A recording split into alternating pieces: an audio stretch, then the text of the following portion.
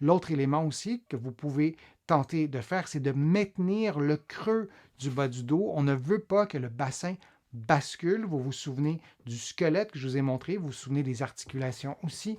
On veut que le bassin reste immobile et vous respirez librement pendant que vous faites l'exercice. C'est important et vous faites l'exercice en respectant votre mobilité. Il y a des gens qui ne sont pas capables de placer leurs genoux aussi bas. Alors vous faites l'exercice dans la position qui vous convient pour ressentir une tension. Il y a beaucoup d'autres exercices à faire pour améliorer la souplesse de notre hanche, par exemple. Et lorsqu'on fait cet exercice-là,